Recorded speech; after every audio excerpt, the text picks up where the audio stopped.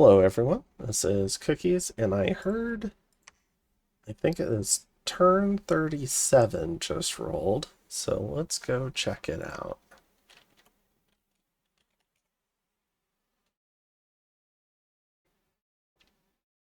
Alright, exciting. We get a bunch of messages, which feels good because I was starting to feel ignored. Alright, I completely didn't think to send you any messages. I'm not used to playing with Omniscience. Oops. So I guess I'll just say, holy shit, Kidzin just got wrecked. Yeah, I could see Distant Horizon being pretty surprised by that. So in the slowest split, Kidzin was one of the final four, despite the, I don't know, 50-60 turn Hell War that he fought against Distant Horizon, who was playing Asphodel. And then Kidzin won our last game, playing the dwarves in our Somber's Warhammer game, slowest Wa. So, yeah, very, very surprising here, but diplomatic betrayals and leaning on pieces of paper too much can definitely throw your game for a loop. So, then we've got Lanka's message. Welp, this unfortunately has been the worst game I have ever played if I don't count the first one or two when I was learning basics. I can't say no more. I have 100% win rate with Lanka. What a tragedy. You still have a stack. Well, maybe not after this turn, but we'll see. In all seriousness, I think I played pretty poor on top of rather bad luck. Expansion bumps, one bounce, horrid events, being too cocky with thugs. Forgetting stuff like Gaia events can attack your cap. Yeah, less than preferred, but despite all that, it wasn't too bad overall. I was picking up the pace with research, had solid gem income, blood economy was starting to roll. Yeah, I'd agree with that. He also got a lot of extra expansion that other players didn't move into, which was a big piece of luck that I'm not sure he entirely appreciates. But yeah, what I did not account for is apparently delusions. I was completely certain I had a nap with Xibalba. Lunaticman has broken it in the past by accident and offered reparations, giving provinces back and then starting a proper countdown. I didn't mind it then. I kicked his ass easily. Oh. Well, this time he caught me the moment soap slipped out of my hands and I happily bent over. I will blame the fact my mind was already in Japan then. After traveling, it was even more distant and vague. Should have really checked. Absolutely. Especially when you see stuff on the border like that suspiciously. I was so sure he was going for the throne, as no way that would be a nap break if it existed. As always, more lessons learned for the future. Bit unfortunate I will get knocked out so early, but such as Dominions, I'll take my vengeance next game. GG everyone as I slowly die without my pretender. That I do believe, and I don't think he'll have an easy way to get it back. Xibalba has a very heavy bless. Lanka doesn't have the priest levels or Raktapada numbers to try and attempt to get his god back. So, but we'll see what his final army can do without a bless. From Xibalba. It's quite obvious that I would have died if I attacked Lanka before getting Blood Vengeance. I also had the lucky combination of having Lanka attack Hinnom with his stack instead of attacking me. I do agree that was pretty lucky. I think I could have fought him to mutual destruction if he invaded me instead of Hinnom, but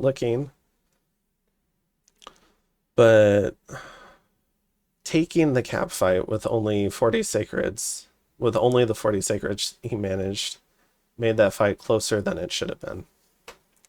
Now thinking of adding another 80 plus, wow, yeah, you would have lost. Or you would have had to bring more stuff. I don't think the Scorpions would have done it for you there. Fortune favors the bold and foolhardy. The zoo keeps things simple. Also, sorry about the misunderstandings regarding the nap. I honestly didn't think we had one. You didn't. I saw that message. I wish you would have asked before sending everything to Hinnom. Yeah, you can always do that too. It was fun though. You'll probably get me in our next game. Regards, Lunatic. Then we've got Berytos. We've got Construction 7, and the lanterns are flowing. His leading research is now going to soar. I am horrifyingly empowering. So, a quick story is Zan was doing some streams last year, and Zan is very much okay taking some inefficiencies on gyms to get access to tools and I guess tools and capabilities that he wouldn't otherwise have on a nation. Paul Scott hates empowering things though. What he tries to do is he tries to plan it out pregame so that he can get what he needs at about the time he needs it. However, here I am horrifyingly empowering an heir to get access to the air booster so I can get to Robe of the Magi to allow Eternal Pyre.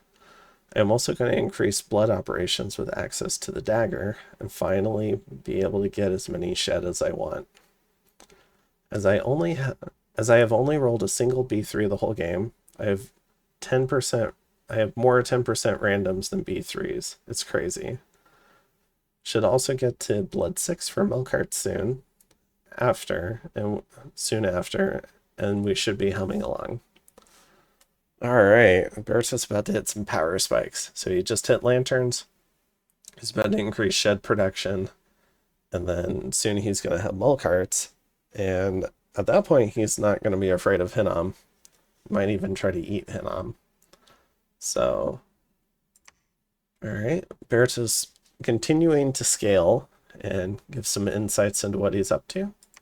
Helheim. Always corrected the message, Omni. The irony. Don't know if mentioned, but I was very sad when I wanted to elf Lanka, but Diplo said no. But now everything is site searched, and I have to pay for stuff, so TC is the next big thing. To be honest, I wanted to attack them first anyways, but Toldi said no. Toldi is now on vacation. No one can stop my destructive tendencies now, Zan. I love it.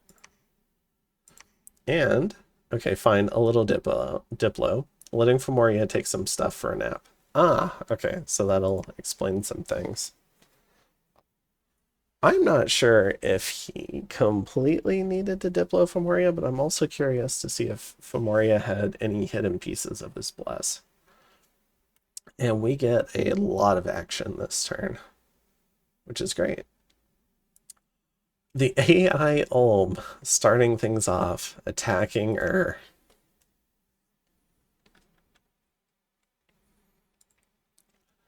We've got a Mound King. They're all Mound Kings.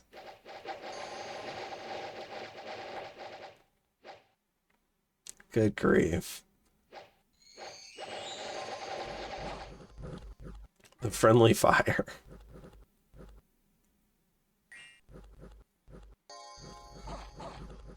Oh, they actually stopped. That's nice. Very nice.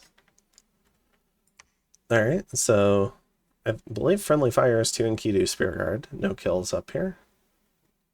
Good job, home. Alright, next up we've got Marverni attacking. I'm assuming this is the force coming to kill the AI Ulm. Marverni attacks Hinnom. Ooh. Alright. I've been wanting this for a few turns now, so I'm very excited about this. I wonder if he had signed a nap with Hinnom and then he had to count it down again, is maybe what happened. We also see the emergence of the Great Boars. So the Boar Train is online. We've got some Boar Warriors. We've got a Storm Drake. Pretty cool. Hopefully maybe get some buffs. A number of these Sakani Stargazers. This Gutuater with some pearls and nature gems. Let's see if there's any other gems on the army.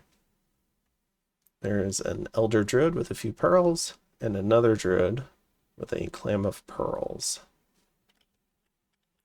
We have a double line in the front, mostly these Ambibit Nobles, backed by Slingers, and then we've got a line in the back. And over here, we've just got some Hinnom PD. Oh. Okay. So, loses one Great Boar. That does not matter. He's going to have many more where those came from. So, Hinnom's life definitely gets more interesting here. And if Marverni picks up Gifts from Heaven, I think it's going to be very difficult for Hinnom. But we'll have to see. Mazix could help mess up a Gifts from Heaven communion. In Flimistan, speaking of Mazix, we have a collection of Mazix going against a collection of Barbarians. These are the commanders. One goes down. The other one's safe, though.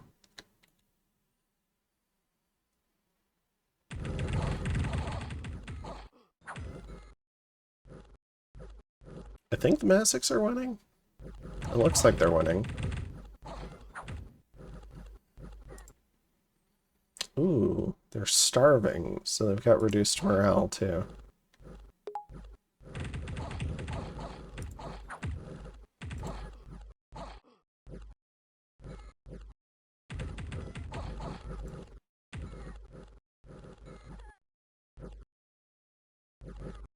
Okay. So what kind of attrition? Oh. Lost 11 Mazix. Killed 52 barbarians. Seems pretty reasonable. In Night Marsh, Lanka attacking Xibalba. Just finding some lizard PD. He's also got a bunch of Ganas. Now, Ganas do not carry the bless, so he doesn't necessarily need them. Okay. In terms of, like, if his pretender were still alive, he wouldn't necessarily need the Ganas to carry the bless. So having 2/3 of this army made out of unblessed units could actually be a benefit here, because losing the bless doesn't affect him quite as much. But still, losing it even over 40 Palinkashas is pretty sad. For Trentspor, we've got some action from Berytos. The lion comes to kill the barbarians again, and it's a lot of barbarians.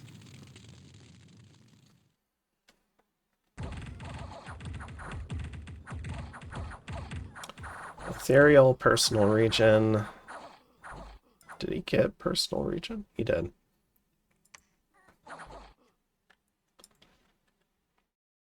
Alright, but no new afflictions. And Mist Form. Oh, I think it was just Mist Form. And then the Fire Shield.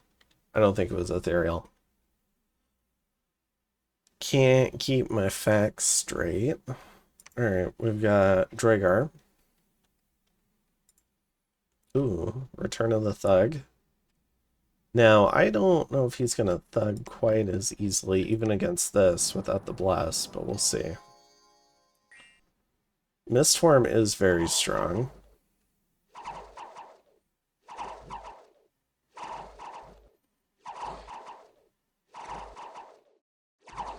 Oh, got the route. Should have it then. Okay. What am I talking about? What do I know? Alright, Mekone going after Tianchi. It's got some mechanical men out in front. Ooh, you are a big thug. Japan is over. Well, yes. Kidzin might also be over. Precision, poison res, disease resistance.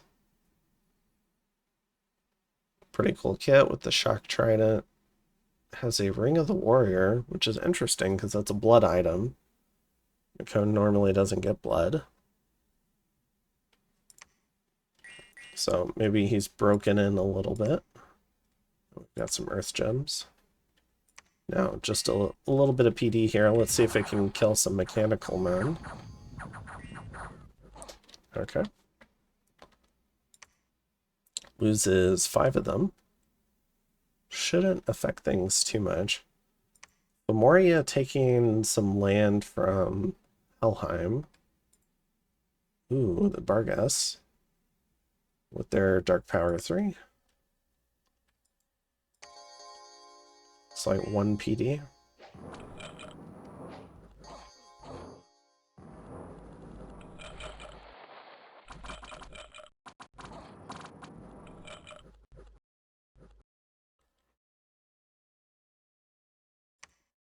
Okay, so that was 1. We'll have to see if there's more. Xibalba going after Indron. We've got a number of Cynocephalian warriors.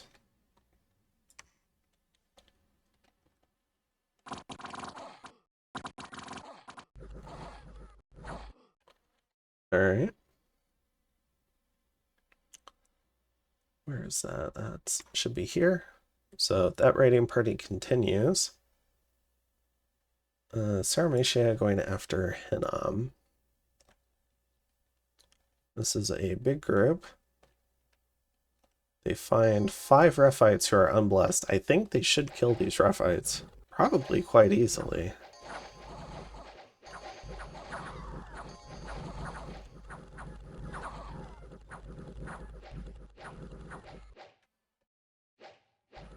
Alright. So it does lose a number of troops, but killing 5 Rephites is very nice. I mean, it knocks out a raiding party. He doesn't have to worry about it joining up with the main army, where it's a lot more difficult to kill. So very nice pickoff. Tianchi going after Helheim.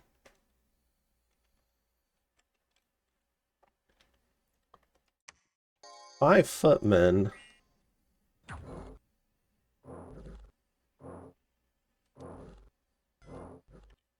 Is very budget.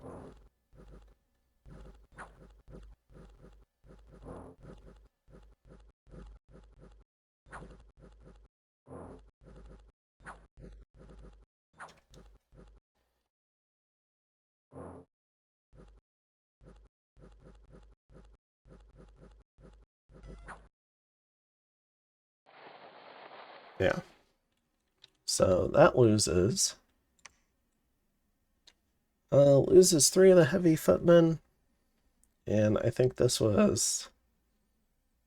It might have been 1 or 2 PD. Then we've got 4 attacks from Hinnom. So Banded Hills. Got a couple of mill carts, a big group of Rephites. They're in a box formation now. A lot of players play Giants in a line. He's going, I think, for better bless density with this formation.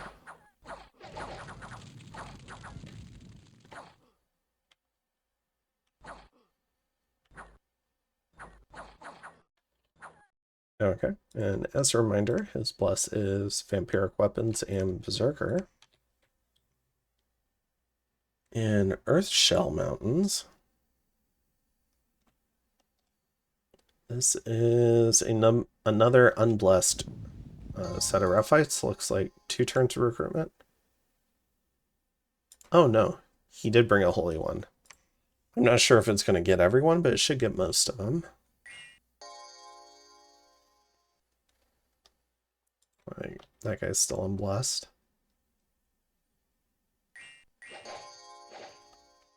I think that back corner is still unblessed, yeah. But it still did pretty well. It's only going up against Lion Tribe. So, should be in pretty good shape.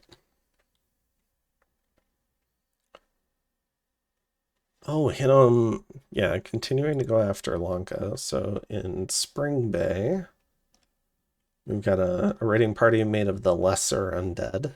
So he separated out the non-national long dead.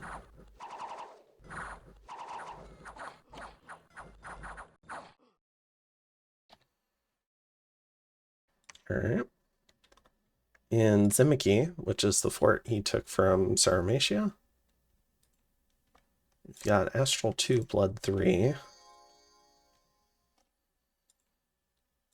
This guy's got tough skin. Oh my. So doesn't necessarily need a lot of... It's really nice to get on this Astral one, because then he doesn't need quite as much point buffing. Or he doesn't have to have it in a lot of cases. All right, and Cloud Breakers. Let's see if TNG can put together a successful raid. This guy's not a priest. Wait, what? We're going to rely on bark skin. Okay.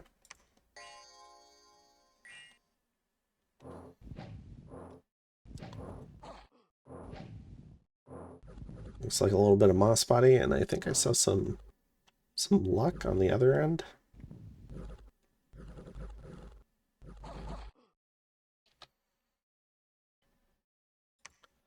So that does go well. We'll have to look at his bless.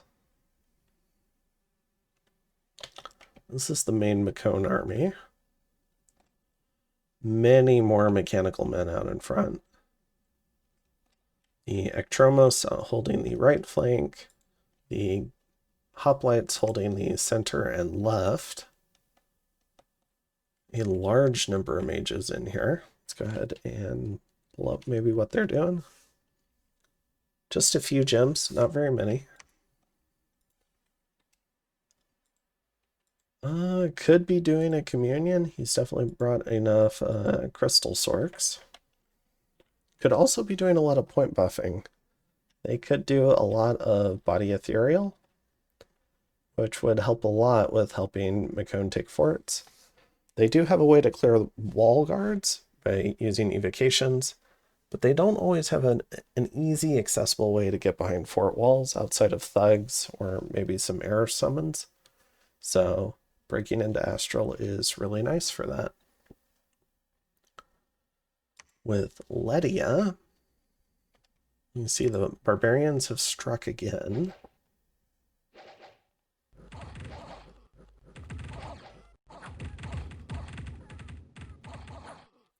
Okay. In Wachi, we see a third TNG counter raid. He's being very... Oh, I was saying he was being very budget with this, but now he's throwing out the cat. Ring of Regen, Crown of Whispering Dead. Horrible visions and take false damage if they fail a magic resistance roll. 1 point. Okay, and so the aura is 24 squares. That's a huge aura. Glamour Manipulator. Okay. Yeah, you can see how big this aura is.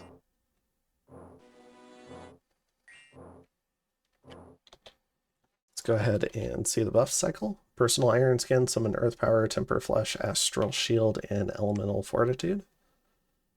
Yeah, solid suite of buffs. I really like seeing the resistances come in. I think that's a common way thugs and super combatants die, is they don't do at least some of the minimum to cover some of the resistances.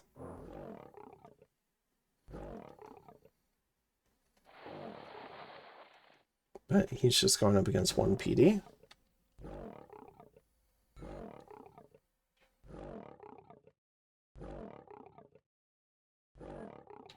Okay. Then in Toledo, we have another Fomorian agreed upon province. This time with a bunch of unmarked.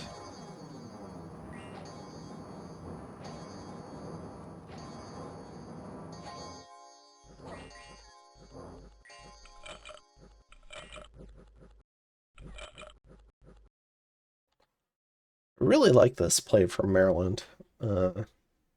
Bullying someone who's committed in a different war to get a few provinces, I think, is really solid.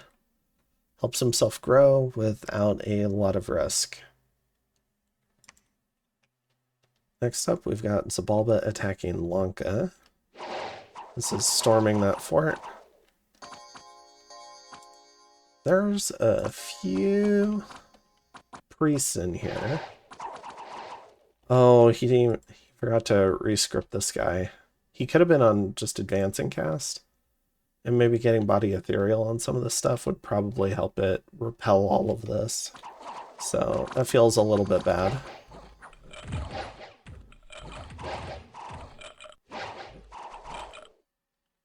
Though, yeah, these sun guys do have magical attacks, so maybe it doesn't make a difference.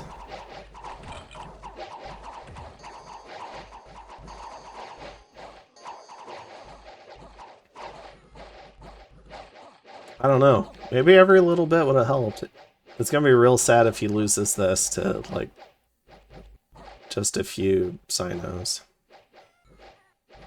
It could have made the difference. I'm a little bit curious what the other mages did, too.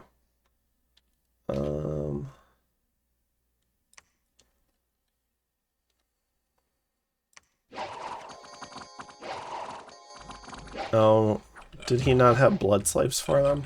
Because some imps would have been great, too. Ooh. That was lazy, Kidzin. I'm going to call you out on that one. I think you could have won that defense. Gotta be spicy to the end. Alright. Let's see. Got a blood slave. It could be like a little bit of a visual bug. It could also just be a blood slave in the inventory, because I think that's when you get like the enchanted blood stuff. I forget. But yeah, manages to defend there. Hinnom also gets attacked. This is probably a Melkart. Nope. This is a giant rat. A disease bite. Going after a Mound King. Who's riding his horse in the hotel. Okay. I'm gonna have to talk to False God about this one. Not sure how I feel about lies spreading and my dominion getting taken away. Then we've got Turtle Glades. A Trog attack. That sucks. Marverni was just getting rolling, and then they get hit with this. Alright, so they'll have to send something to deal with that at some point. Let me see if that was a fort really quick. It was their cave entrance, so it cuts off income from 3 other provinces, so about 200 gold worth of income. Ouch. In Oaklands, we've got a bunch of barbarians.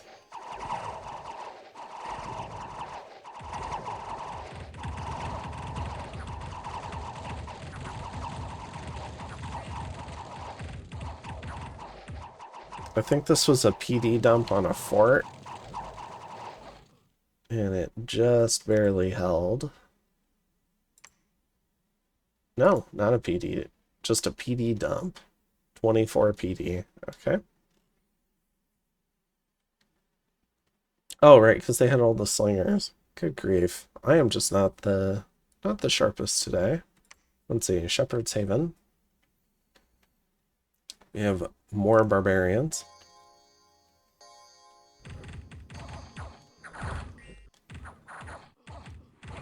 Ooh, and some scorpions.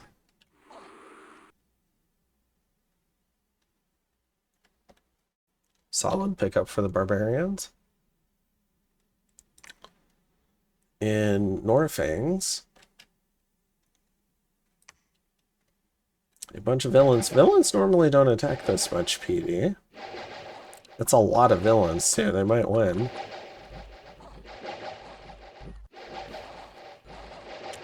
The usual downside for them is their 7 morale, but these guys didn't really make decent contact. It's fairly surprising. 78 villains? I guess with 2 commanders, so 80 villains. Alright. Alright. They're really trying to dom kill me this game. Alright, so we patrol out that one. I'm glad I set one of them to patrol.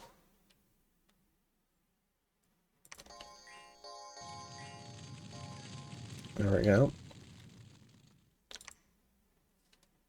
Alright, so I still have some candles. I'm still doing some preaching. I have one patrolling, though. Now, let's jump back onto the overland map. So, did not vulture this. If I were I would have vultured that. Lanka's got 2 parties here, trying to make his way back towards the capital. The zoo is starting to get settled in here. We've got a bunch of Xibalban guards, sacred scorpions, serpent fiends, sun guides, notably no ocelotls because they're all dead. Bunch of scorpions and fire drakes here. There's a few Aussies here. But the most common unit is mercs, so maybe half of that was mercs? Oh no. He's just actually got foul spawn. Okay.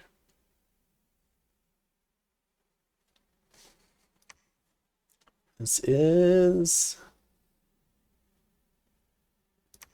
I mean, this could hurt for Xibalba, that's for sure. We'll have to see what Lanka does. Alright.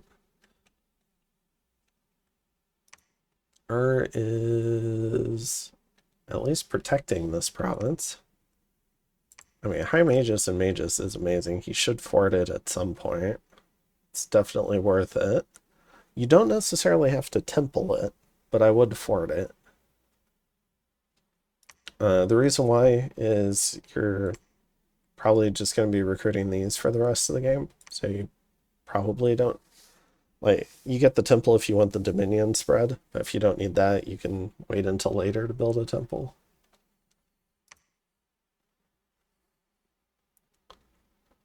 Tianqi's got a very solid presence through the middle here.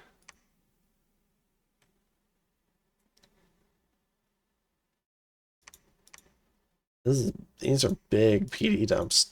24, 20, 25.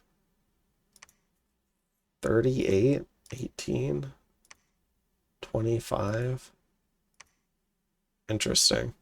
So he sends his pretender to retake the labbed province. Oh, Helheim's giving land to Fomoria over here.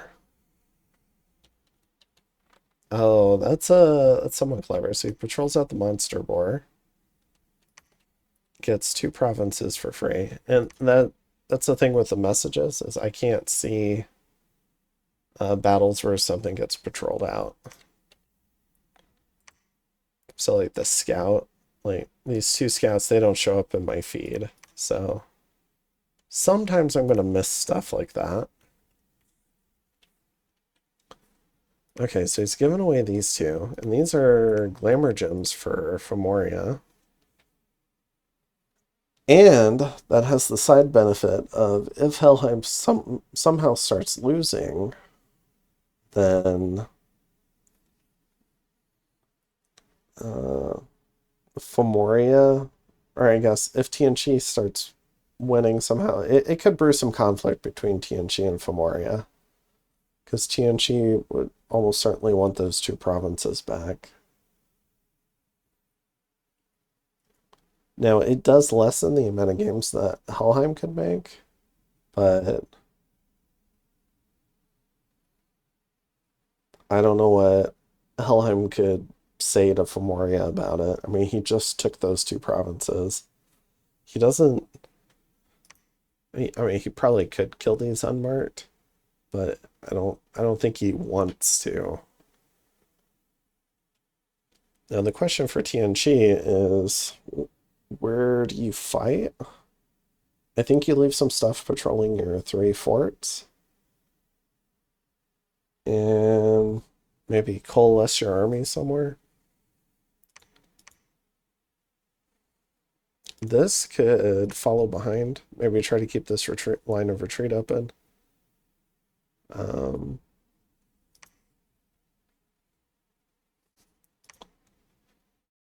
He should have this scouted unless it's being patrolled. Which way do I think Mekone would attack?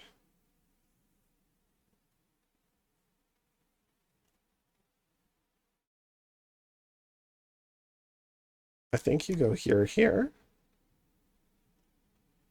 And maybe this group follows.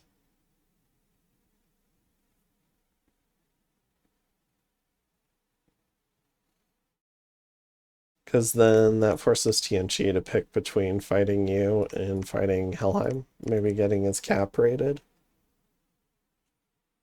And it might also secure some of this. Poor TNG, though, getting attacked by, as I view it, 3 different players now.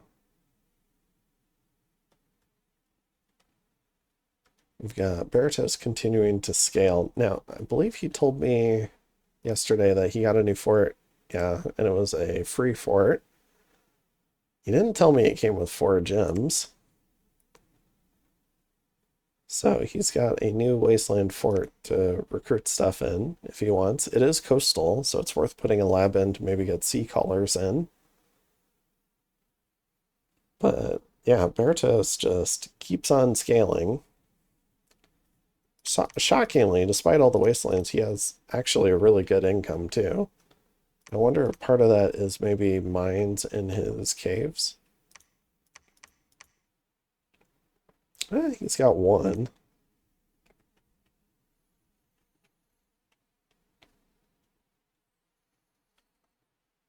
Alright, so we see Marverni retaking Wold.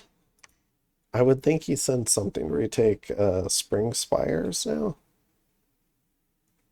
I mean, I would send a raid here, but I think I'd march this main stack onto World's Teeth. I mean, it might die, because, I mean, Hinnom could respond. He's got Roughites, Sayer, Amis, Jade Maidens, Golden Idol, Lancers, Oreopata. This crew of Mazics can't take either of these, so he's going to have to move something out from the capital.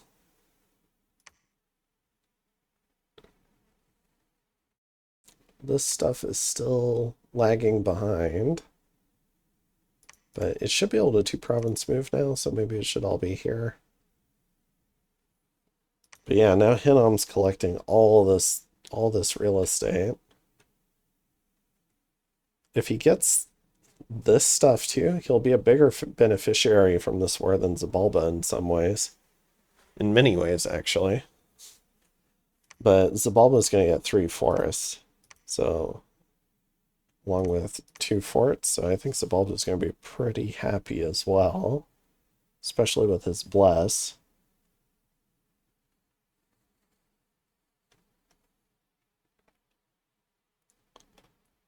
I really like this move from Maerlande to get concessions from the elfing player.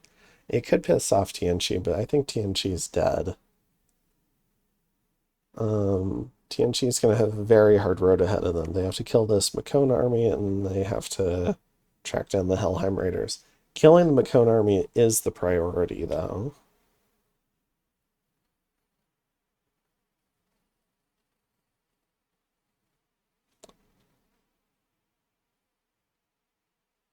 If I'm Mekone, maybe I leave this here and PD dump a little. And then that should pin some amount of this stuff here in Glanis. And then you could send the Lombardia army down to Sinextra, so you don't starve. You might still starve. It's a lot of giants. But you send them down to Sinextra, and then you try to put Winden under siege, because now you know So I think turns 1 through 6 have been released by now. So if he's been watching that episode, he knows this is the Throne of the Artificer now. So he might swing down to try and grab this before someone else does. Because Mekone, I could definitely see wanting cheap lanterns, cheap gear for thugs. I could see Winden being a very significant prize even compared to Tianchi, where all this gem income would be really nice. Let's see what else we've got. How's Sauromatia doing? So their cap is still under siege. It looks like this raiding group might be wanting to put forts under siege or try to be securing the cap circle. I'm not sure. It might be enough to keep both forts under siege. He's got 2 mill carts in it, so he could split this and do 15 mill carts at each. Or, I mean, we can check how many mill carts. 13 mill carts at each. And then that would lock down 3 of the forts. And then if he had another mill cart running around somewhere, he could try to lock down Iron Peaks. And that would cut off Sauromatia's income. Cutting off their income is really important because that stops all the foreign recruitment. He won't have the money to do it. And then it's just a matter of chasing down this raiding group, which if he's going for Thom 4, he might be able to do soon with some Ami, or at least he could start trying to whittle it down with maybe like air elementals. If he's somehow gotten a Starshine Skullcap, he could magic phase on it with a mill cart and probably kill it that way. But that would put Sauromatia pretty much out of the game, I think, if all of this income was put under siege. But at least right now, he's able to collect income from Iron Peaks. This raid, I think, collects income through Embracer. He is collecting income up and around.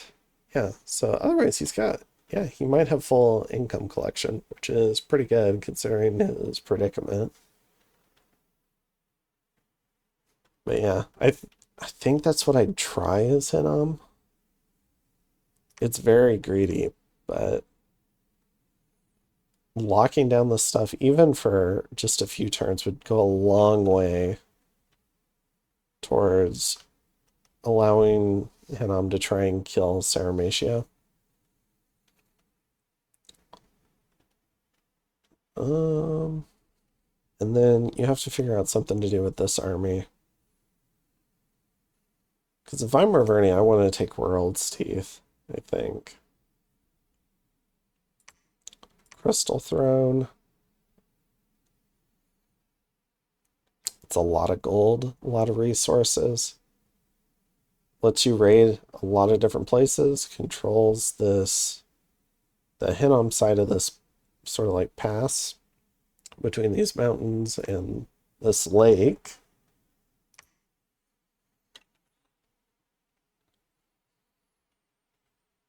Okay. I'm starting to get spread a little thin, especially after losing that Roughite group. Probably time to move a new stack out from the capital, which I anticipate next turn.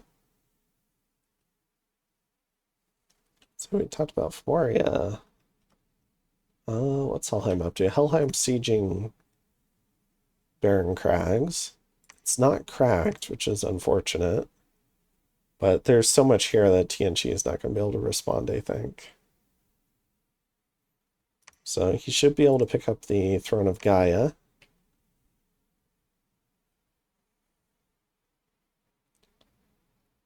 Which is going to be really, really great on Helheim. It'll put him at growth 1.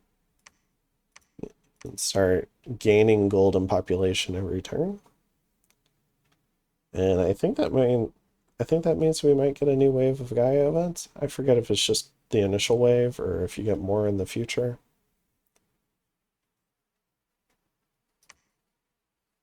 Lanka, pretty toast. Unless these Palankasha just work well without a bless against the Sacred Scorpions.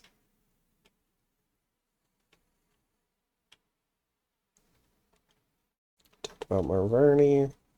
Yeah, I think we've talked about everyone. We can go through the graphs really quick. So for provinces, we see the precipitous decline of Lanka from 1st to 6th. Has, I think, dropped one from indie events. Could be 2. Yeah, looks like maybe, well, if this is 1, yeah, maybe it's 2. But and Berytos and is that Helheim are all tied for 1st now. And we've got Mekone, Hinnom, and Lanka. For forts, we've got Berytos, Xibalba, and Fomoria. Berytos pretty far out in front.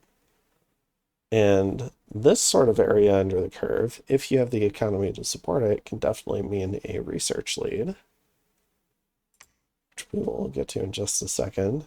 We've got and Berytos out in front for income, so he does have more disposable income than everyone else. Except for For gem income, we've got out site searching. We'll have to take a look at sites. Blood income, we've got Berytos and Xibalba. Xibalba with a big blood hunt turn this turn. I think he's trying to replenish Ocelotl numbers. So I think he might be hunting Lanka's cap with his mage core there. That's where some of that came in from. Then we've got Berytos. Research, we've got Berytos here. And we can go check the unrest in Lanka too. Yeah, we've got Berytos out in front. Marverni and TNG. So TNG, they're getting to use their current research against Mekone down here. Helheim, who's not too far behind. And maybe a little bit of Fomoria. So not, for being 3rd in research, not really any sort of major advantages versus the 3 nations he's fighting. Hinnom's fighting Sauromatia, who's got worse research than they do. Lanka and Xibalba are also near the bottom. So the ones with poor research are fighting each other. Is at peace. These 3 are all fighting TNG. Marverni is picking on Hinnom a little bit, and I think should be able to do some bullying. And then we've got Berytos out in front. For Dominion, we've got Hinnom, Marverni, Helheim, TNG, and Berytos. You can see what losing all those temples has done to Lanka. Probably the blood sacking too, if I had to guess. For army size, Berytos focusing a little bit more on quality, it looks like. Maybe just getting shed right here. Getting some boosters. And then we've got behind. Now, if Berytos made lanterns over the end turn, he'll be equipping them this turn, and we should see his research spike next turn to be reflected in the graphs. For army size, we've got, and way down here we got Xibalba and TNG. But yeah, biggest are still Berytos and you can see the hits that Xibalba has taken conquering Lanka. So it's moved them out of tied for 3rd, or tied for 2nd rather, into tied for 3rd. Let's go ahead and check out Marverni's sites. Because he's done, or no, it was sites, because he's done a lot of site searching. So we've seen that. Grove of the Evergreens. Plain of Perpetual Drought. He's found a fair number of nature sites. He's got a cave of ghouls that he's not. Oh, he is using a little bit, but there's no mage there now in terms of bone readers. He can recruit pale ones. Doesn't really. You don't really need them on Earth. You've already got a lot of siege strength. A hidden gold mine and a great gold mine. This province has 293 income. Good grief. And 6 gems. 7 gems. All right, that's like a capital kind of. Not quite the population and income of one, but wow. And it increases growth there. Yeah, I guess remember I want to fort both of these now. Got a stone circle. Stealthy wood-hinged druids, very nice. Okay.